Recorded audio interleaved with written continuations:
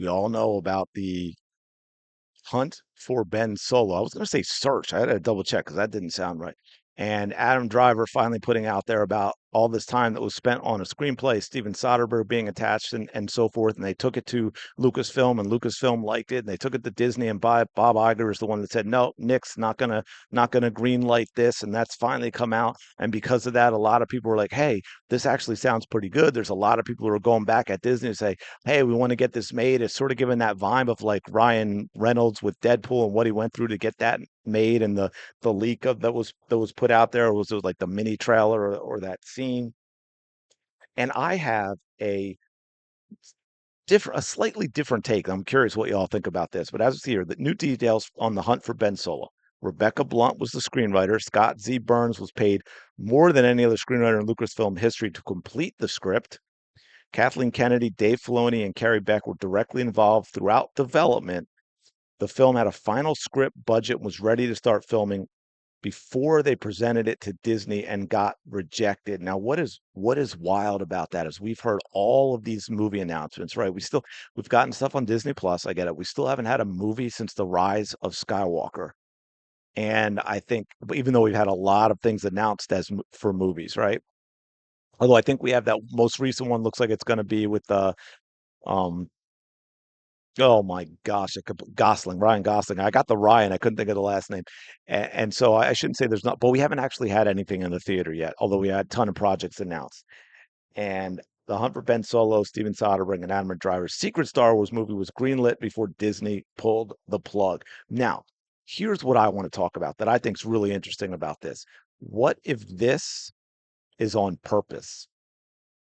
Yep, you heard me. What I mean is Disney has basically destroyed Star Wars as a property. No one's excited about any of the movies. And so they had this, they nixed it. Maybe that's why Bob Iger nixed it, even though it was done. He was like, you know what? We just can't do this right now because it's not going to do well. That could be, I'm not trying to defend Bob Iger. I'm just saying that could be the thought process with, I mean, The Force Awakens did 2 billion. I think Last Jedi did like 1.5, and then The Rise of Skywalker did 1 billion, and it lost money because the budget was insane.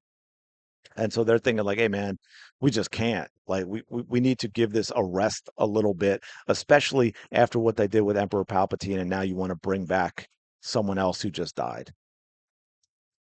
So maybe this was this is being done by Lucasfilm. Adam Driver got the okay by Lucasfilm and said, hey, you know what?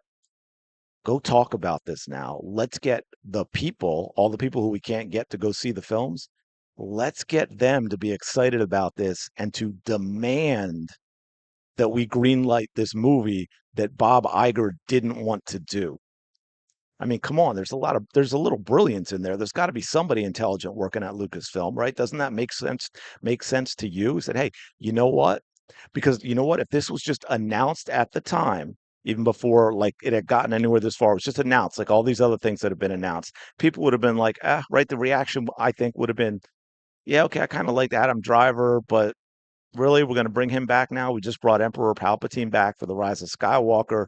Rey isn't even a Skywalker. Like, people were just sick of it. They were tired of it. They didn't want it. But now, give it a little bit of time.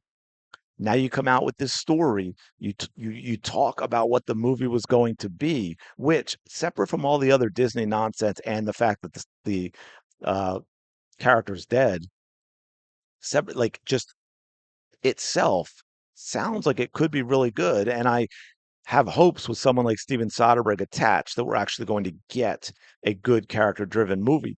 And so Lucasfilm said, hey, you know what, Adam, you go out and like if Kathleen Kennedy tried to come out and say this, people would have shot it down. Both fans and Bob Iger wouldn't have been happy. But you just get Adam Driver out there as an actor who happened to play a role talking about this, and then Steven Soderbergh talks about it. Now you've got the fans that want it. Now you've got the fans for the first time, probably since The Last Jedi, demanding a Star Wars movie, a specific Star Wars movie from Lucasfilm and Disney.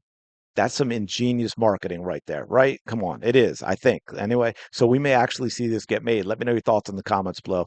Smash the like button, subscribe to the channel. Really do appreciate it. We did roll past 200. We're actually close to 250 now. It's actually insane. So thank all of you for that. Go have an amazing day. I will talk to you later.